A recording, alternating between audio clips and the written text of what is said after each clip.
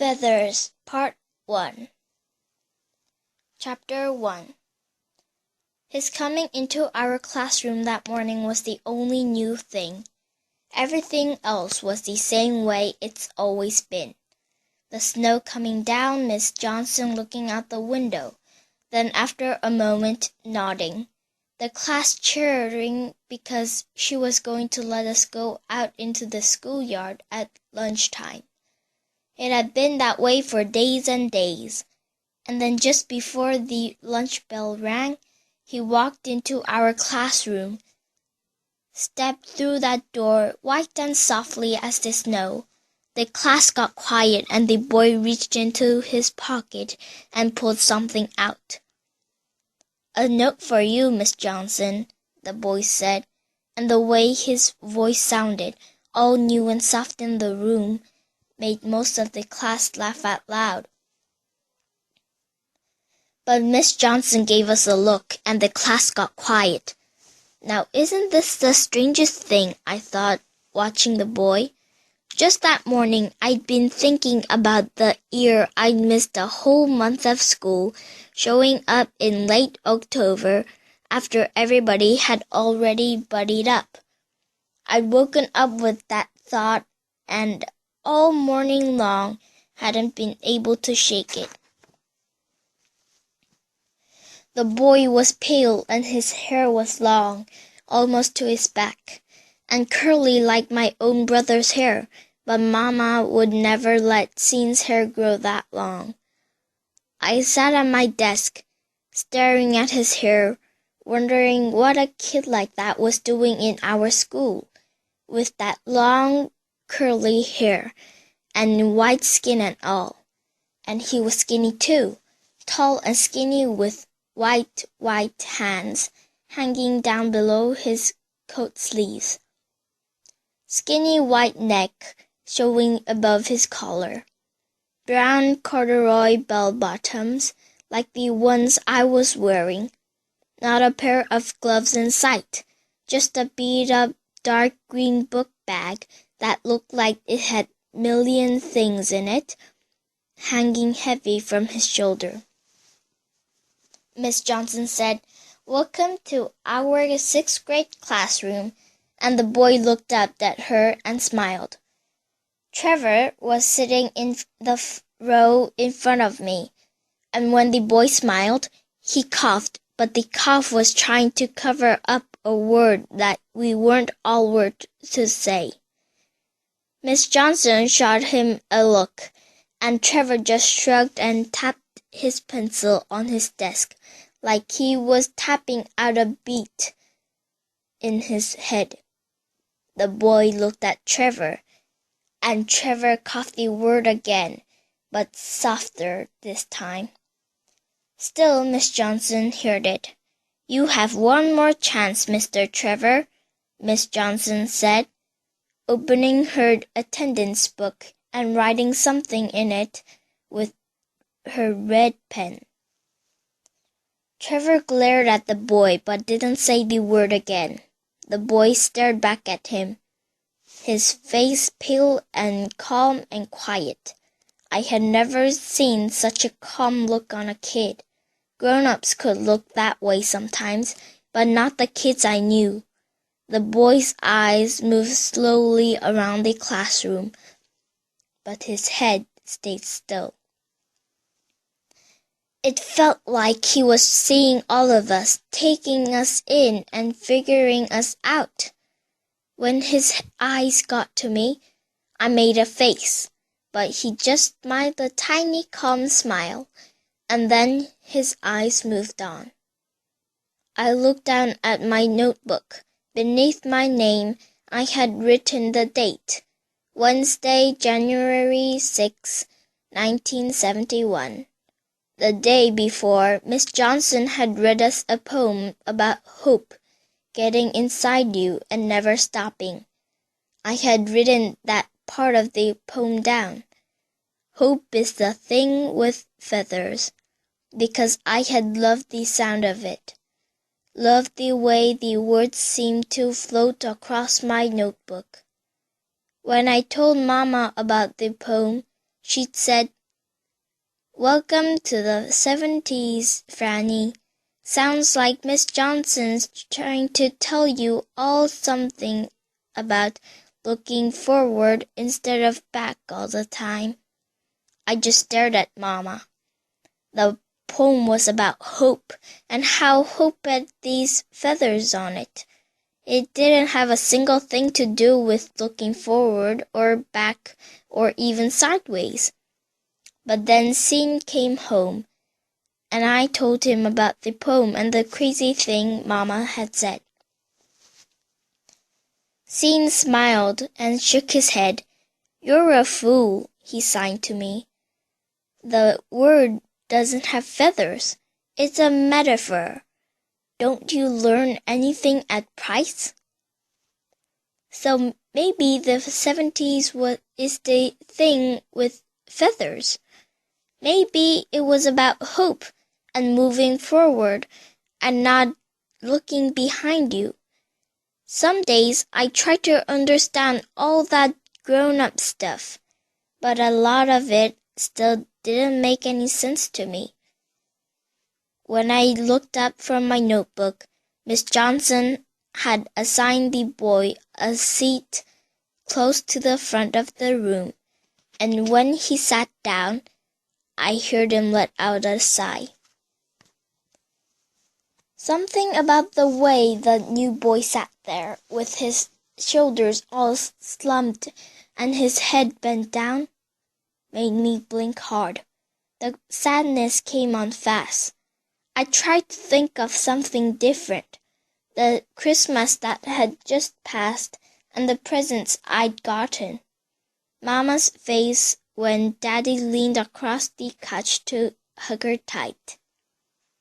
My older brother, seen holding up a basketball jersey and signing, "I forgot I told you I wanted this."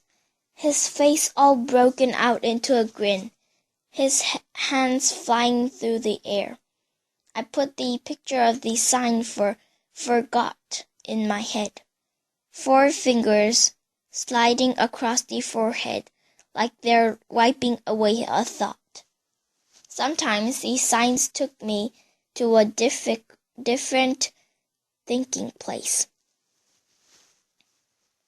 The bell rang and Miss Johnson said, "I'll do a formal introduction after lunch." All of us got up at the same time and stood in 2 straight lines, girls on one side, boys on the other. Miss Johnson led us out of the classroom and down the hall toward the cafeteria. As usual, Ray Ray acted the fool, doing some crazy dance steps and a quick half-spit when Miss Johnson wasn't looking. Trevor turned to the boy and whispered, "Don't no pale faces go to this school. You need to get your white butt back across the highway." "I know I don't hear anyone talking behind me," Miss Johnson said, before the boy could say anything back. But the boy just stared at Trevor as we walked. Even after, when Trevor turned back around, the boy continued looking. "Face forward, Franny," Miss Johnson said. I turned forward. "You're just as pale as I am, my brother," I heard the boy say. When I turned around again, the boy was looking at Trevor, his face still calm even though the words he'd just spoken were hanging in the air.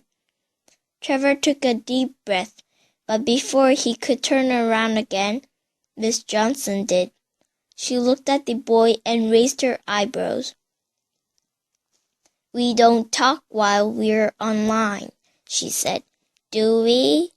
"No, Miss Johnson," the whole class said. When Ray Ray saw how mad Trevor was getting, he looked scared.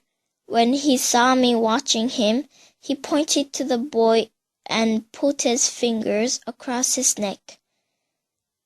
If I have to ask you to turn around again, Franny, I'm pulling you up here with me." I faced forward again. Trevor was lighter than most of the other kids who went to our school, and blue-eyed. On the first day of school, Ray made the mistake of asking him if he was part white, and Trevor hit him hard. After that, nobody asked the question anymore. But I had heard Mama and a neighbor talking about Trevor's daddy, how he was a white man who lived across the highway. And for a while, there were lots of kids at school whispering, but nobody said anything to Trevor. As the months passed and he kept getting in trouble for hitting people, we figured out that he had a mean streak in him. One minute he'd been smiling, the next his blue eyes would get all small and he'd be ramming himself into anybody who'd said the wrong thing or given him the wrong look. Sometimes he'd just sneak up behind a person and slap the back of their head for no reason. The whole class was a little bit afraid of him, but Ray was a lot afraid.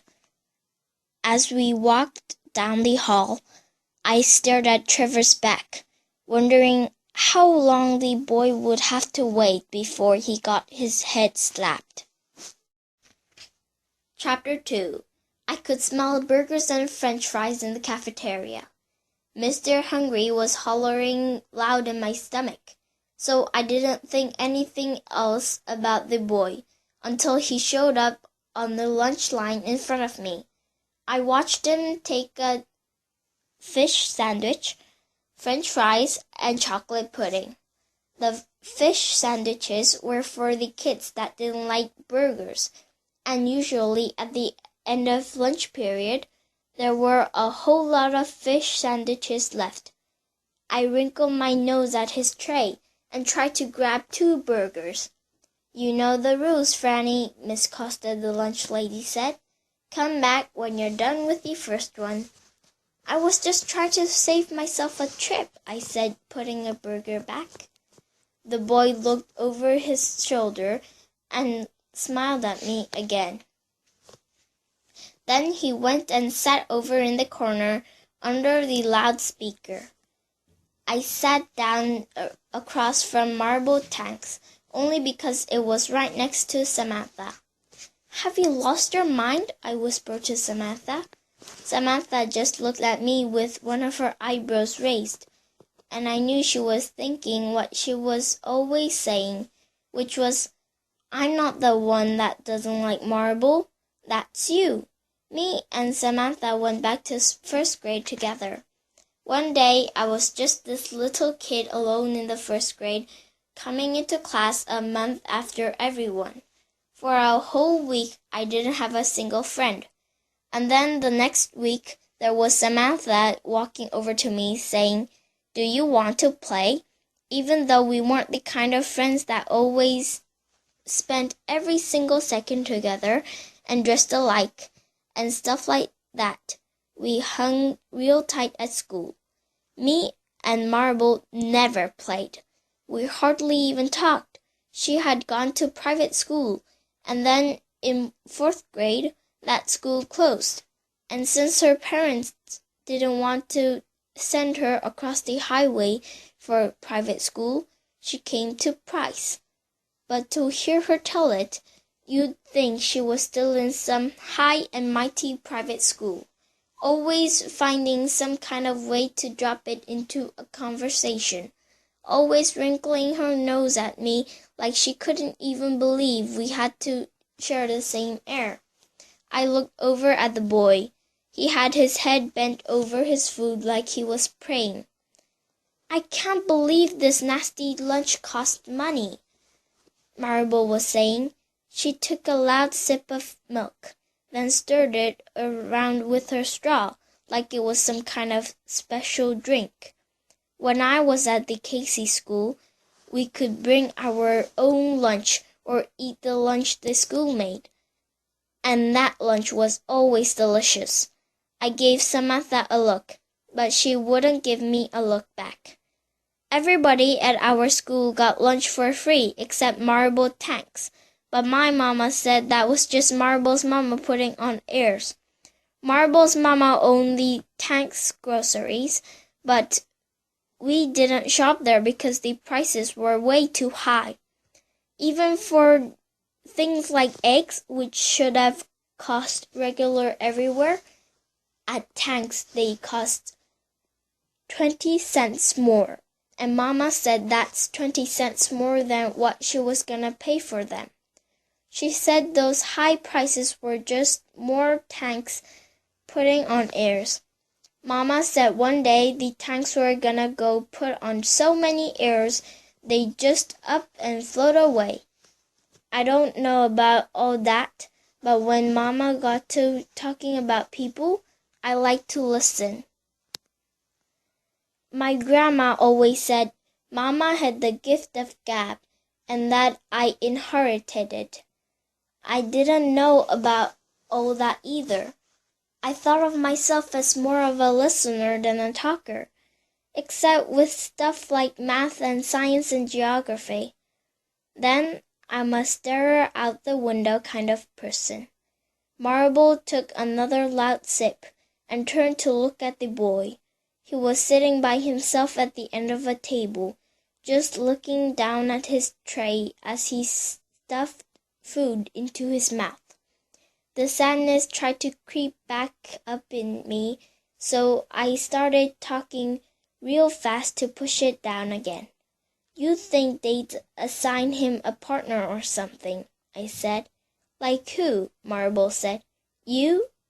"No, like another boy or something. That doesn't even make sense. Him sitting by himself like that, all new and everything." Samantha nodded. "Then go sit with him," Marble said. "Go be a good Samaritan. We collected coats at the store for poor kids. That's my good deed for the year." She looked over at the boy again. "That coat he's wearing looks like one of the ones we gave out too. Don't know why he's wearing it in this hot lunchroom though." "Oh, hush the hole in your head already." I took another bite of burger and glared at her while I chewed. "Well, at least I only got one hole in my head," she said. Samantha smiled at that even though it wasn't even a tiny bit funny. "He came into the store yesterday," Marble said, "by himself. Maybe he liked it that way. And he bought a ham and cheese hero with extra mayo, some cupcakes, and a soda. That's all. And then when he paid for it, he used mostly pennies. That made my mama so mad." "What's wrong with pennies?" I said, taking another big bite before even swallowing all of the last one. "Pennies are money like anything else." Marble signed, one of those trying to sign like a grown-up sounds. "Oh, Franny." That's all. Just "Oh, Franny," with all that air around it. "Oh, Franny, nothing. Pennies are money. Oh, Marble Tanks." Marble just rolled her eyes at me, then let them slide back over to the boy. "Pennies are money," Samantha said. "You got 100. You got $1. "Yeah," Marble said. "Try counting out 210 of them, and have your hands stinking with that old sweaty penny smell." She made a face, wiping her head against her shirt like the smell was still on it. "Anyway, it's strange. You don't see white boys at the school. Much as I hate to say it, Trevor's right. That boy belongs across the highway with the other white people. It's the 1970s, I said, not the 50s. There's no more segregation, remember? Try telling that to the other people on the other side of the highway, Marble said. Or the people on this side. It's strange. Strange that he's coming to this side where he doesn't belong. It was strange, but I wasn't going to agree with Marble about it. Who belongs anywhere? Samantha said. She unfolded a tissue to blow her nose. When she blew it, she leaned down and away from the table like I wouldn't have thought of doing. She even excused herself afterward. I mean, she said, sitting back up and tucking these tissue all delicate-like into her bag. He belongs where he belongs. If he ended up here, then that's where he belongs. Marble rolled her eyes again. Well, if he comes into my store with those pennies again, I'm not taking them. He better go find some dollars somewhere. Marble's hair was straightened and curled under, hanging down her back and over her shoulders. She ran her fingers through it while she stared at the boy, her eyebrows bent all out of shape. Marble was Ray Ray's cousin on his daddy's side, but the only resemblance between them was they both had really smooth brown skin. My own skin was dark brown too, but it wasn't all smooth and pretty like Ray Ray's and Marble's. It was just regular, like my hair. Mama had tried to put some heat to it to straighten out the kink just once. When I looked in the mirror after she'd done it, I felt like a stranger to myself. After that, I just let my hair do what it wanted to do, and mostly kept it in braids. Once in a while, I picked it out into an afro like the teenagers wore. But if Mama saw it that way, she snatched it right back into a braid, telling me if I wanted to wear my hair like a teenager, I needed to be a teenager. Sometimes she didn't make the least bit of sense. The afro pick had a red, black, and green black power fists on it. Mostly, I just kept it in my back pocket with the fist sticking out. That was the way a lot of kids carried their afro picks. Mama frowned when she saw it. It's not your store, I said. It's your mama's. It's my inheritance. I guess that's better than inheriting a gab gift, but I didn't say anything. After that, we ate mostly without doing a whole lot of talking about the boy. Samantha ate her food delicately, all ladylike. Every way that she was ladylike, I wasn't. I looked down at my turtleneck. It was light blue, but a big drop of greasy ketchup had spilled on it. I took a deep breath. Sometimes I wished Samantha and me could trade places, and I could see what it felt like to be like her, to be all delicate and careful and sure like that. I moved a little bit closer to her, pulled my napkin off my tray, and wiped at the stain. It just smeared to a light brown. Marble looked at the spot, made a face, and looked away. Later on, when we were all out in the schoolyard, me and Samantha split a chocolate cupcake. Just as we were finishing up, standing there licking the frosting off our fingers, Ray, Trevor, Chris, and some other guys went over to the boy. He was sitting on the ground with his arms wrapped around his knees, not even caring the ground was all wet. He had a dark brown boots and was kicking his heel into the snow, just minding his own business. "What's your name anyway?" Ray said, and the boy looked at him, kind of squinted eyes, like a million things were going on inside his own head that were miles and miles away from all of us. When I was a baby, Mama said old people would look at me and say, "Oh, Lord, this child's got an old spirit. She's been here before." It was the way you looked at everyone and everything. Mama said, like you were taking every little bit and pieces of it in. I'd never really understood what they were talking about until now. "My boy, Ray asked your name," Trevor said. "You deaf or something?" Ray started hitting at his own ears and making strange mumbling sounds. I flinched a little bit. It was no good when people said things like, "You deaf or something." My brother was deaf, and deaf was something.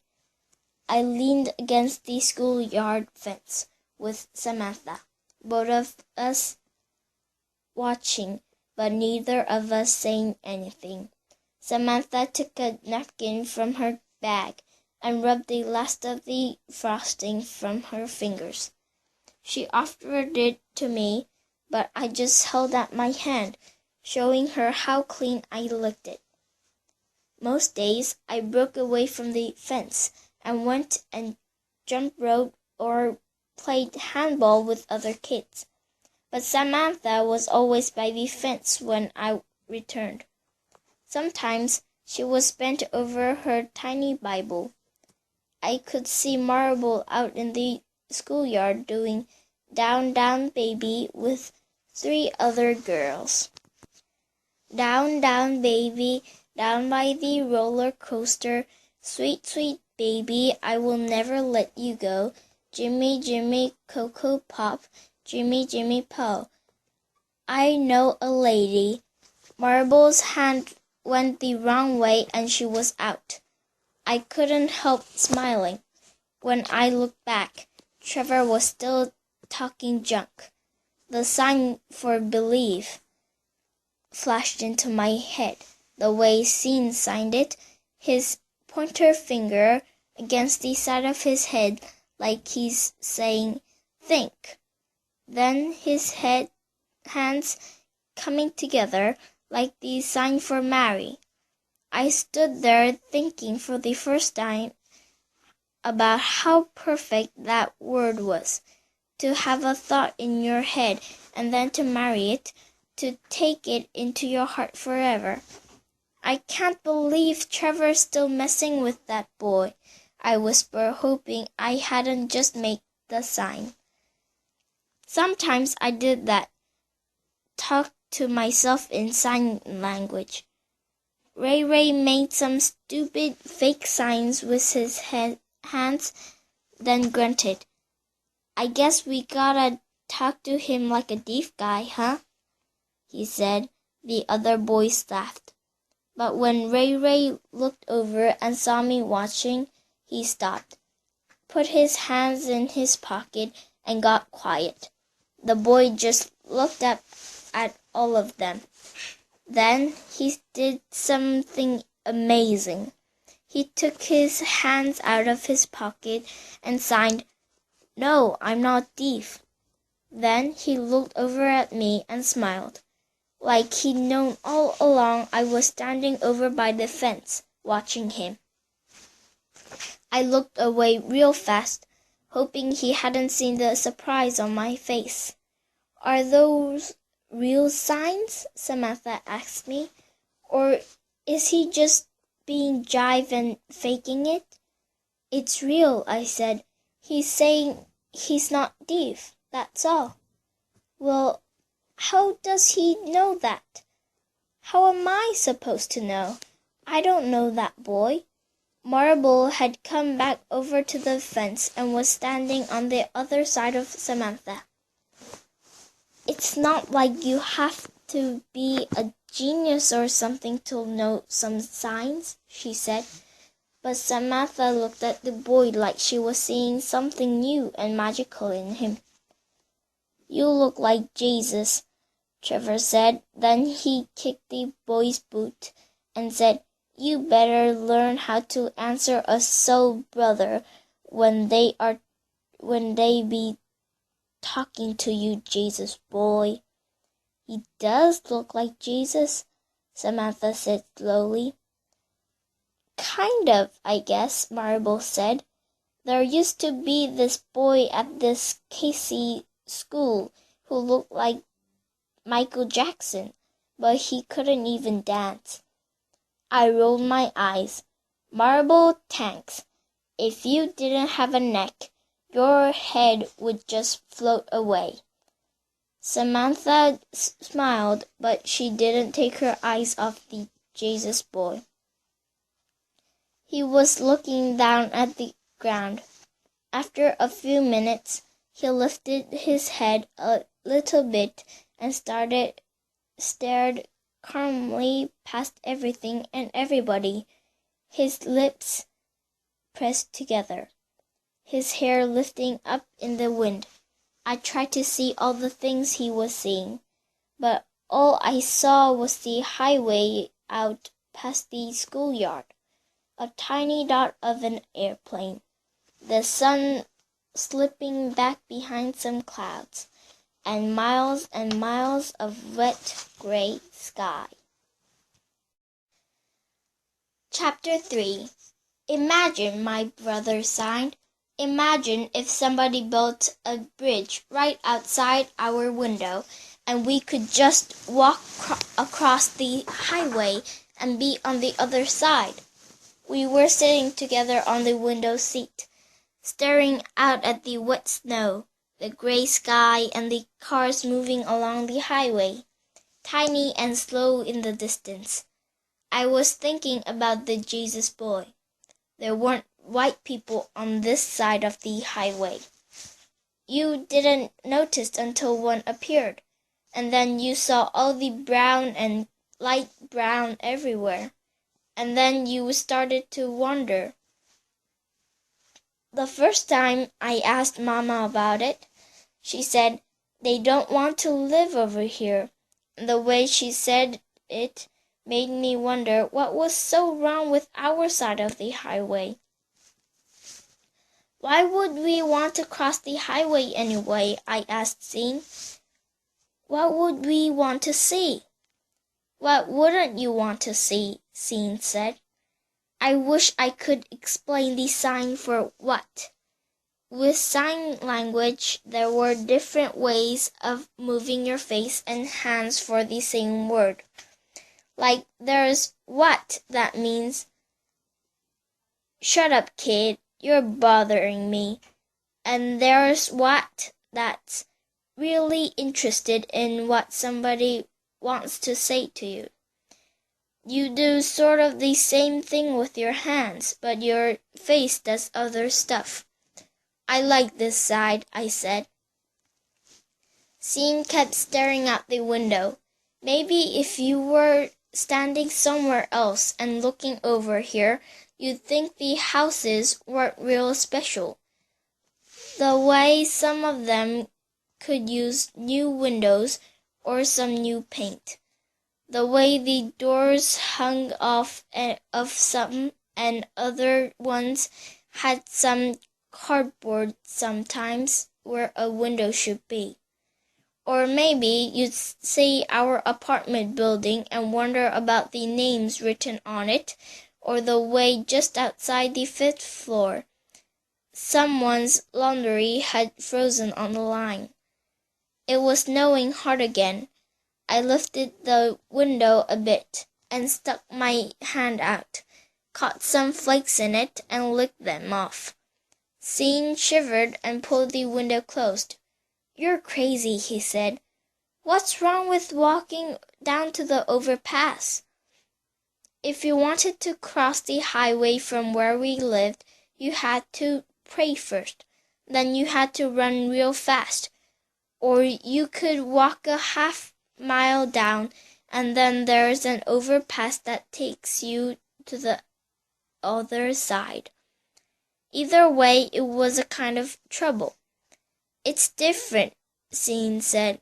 "I mean, like, imagine if there was a bridge from every single window in the world to some whole new place.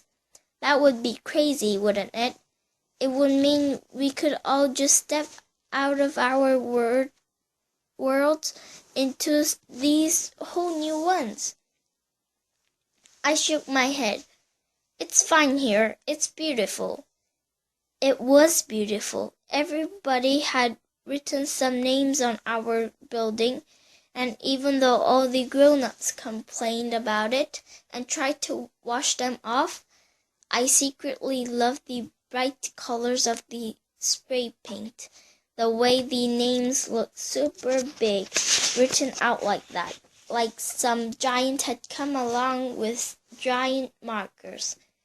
And when I looked at the windows that had pieces of cardboard trying to fill in the places where the glass should be, I thought about the way the sun had to climb over and through the spaces where the cardboard wasn't to sneak into that house.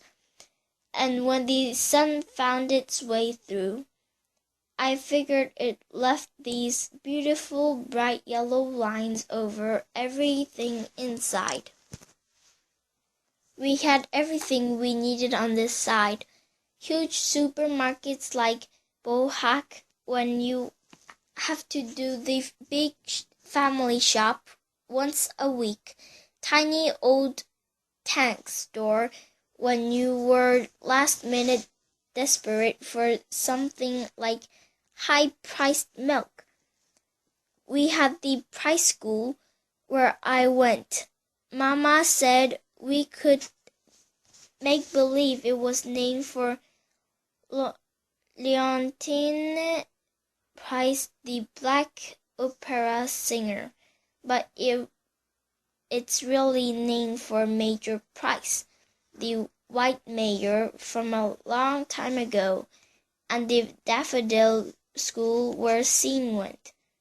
The daffodil school's for kids who don't learn like other kids. Like Sean, he can't hear, so you have to use sign language with him. He can talk a bit, but most people don't understand what he's saying. I guess that's because you have to listen real hard, and most people don't want to spend a lot of energy on listening to people. Across the highway, there's another school like Sean's called Starship Academy. Mama said even if we lived on that side of the highway, she'd cross it every day to come to the daffodil school because there was no way on God's green earth she'd send Sean to a school that sounded like it was for people from outer space. There's a regular school over there called East Bay. You always saw cars on the highway that said, "My child's an honor student at East Bay," which was basically another way of saying, "I live on the white side of the highway." Price had those bumper stickers too. Samantha had gotten a couple of them, and once she gave me one, but Daddy said maybe we should wait until I actually was an honor student before he put it on his bumper. On our side of the highway, we also have a library. Mama calls the library the daycare center because most of the kids in there are waiting for their parents to get home from work.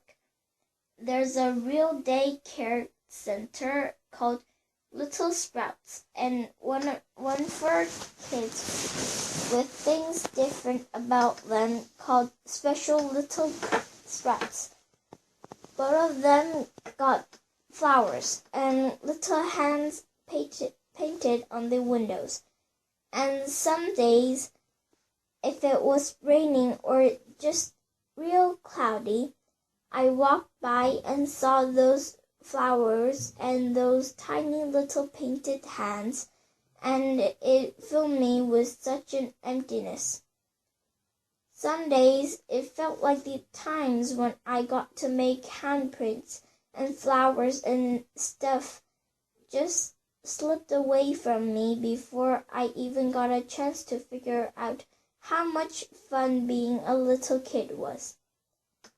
Seems the minute I turned around, I was already more than 11 years old. Some days 11 felt like a whole long lifetime, all heavy like that. If somebody did build that bridge scene, I said, who do you think would be the first to cross it? Somebody from that side or somebody from our side? I'd cross it, Scene said.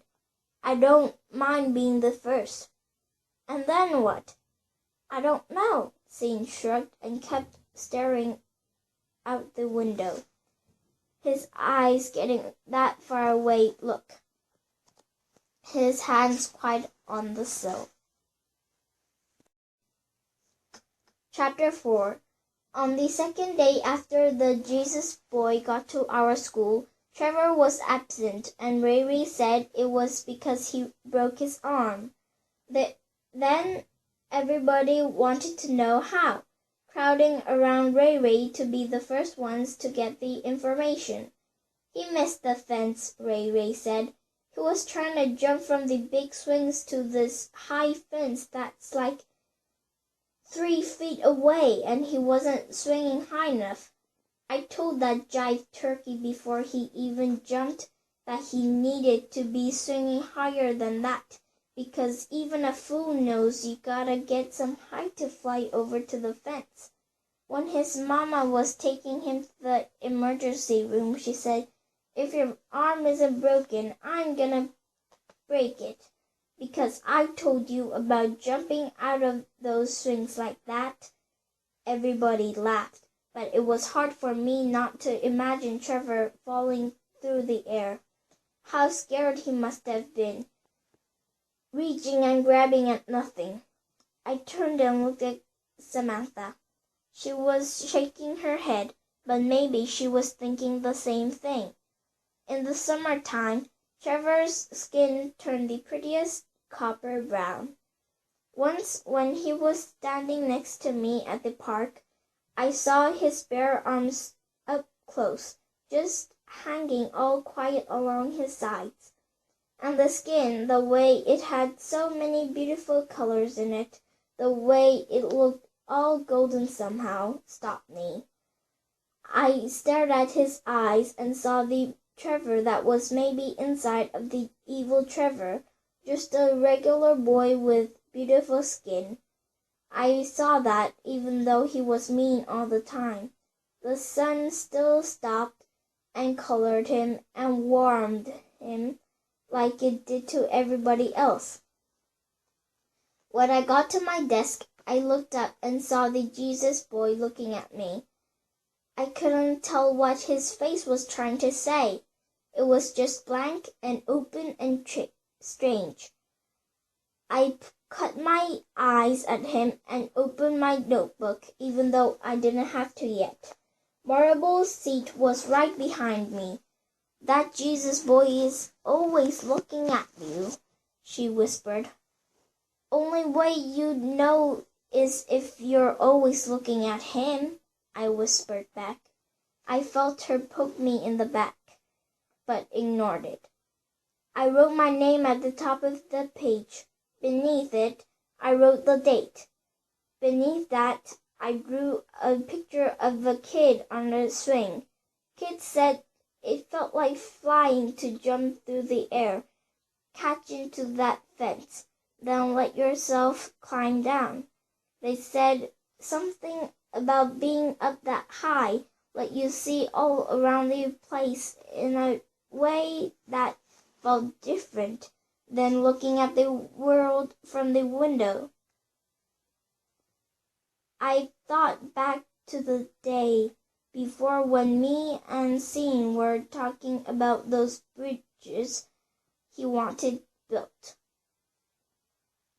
Seems kids on this side of the highway were always trying to figure out ways to fly and run and cross over things and get free of something.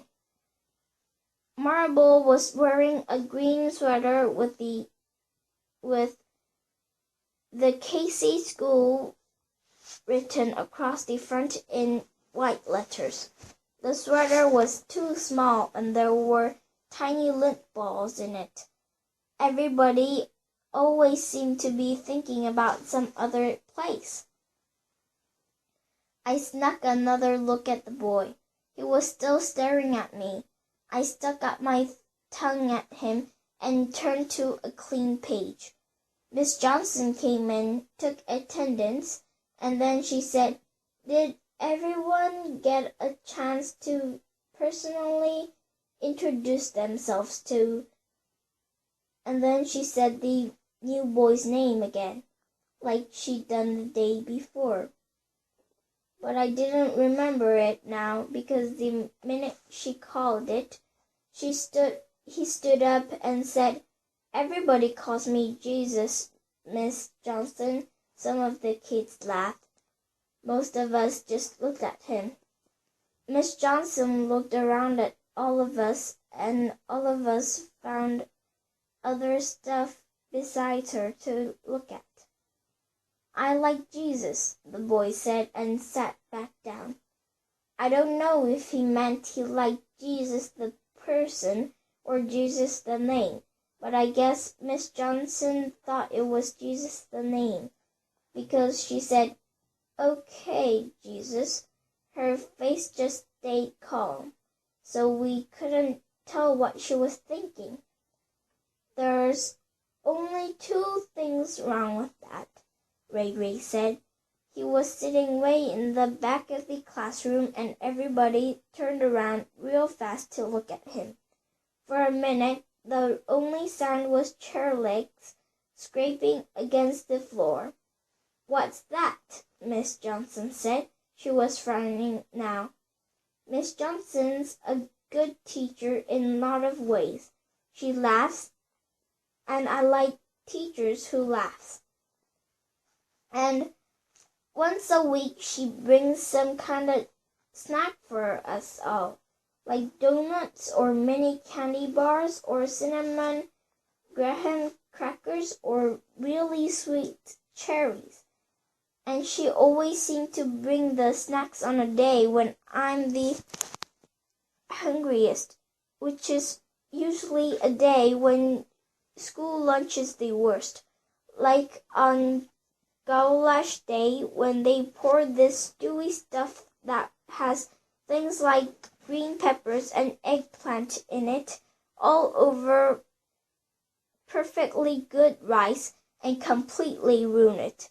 Whenever they have that, I ask if I could just have the rice, and Miss Costa always says no, like it's against some kind of school lunch law to serve goulash and rice separately. So on those days, I'm really hungry, and that's usually when Miss Johnson decides to pull out her snacks.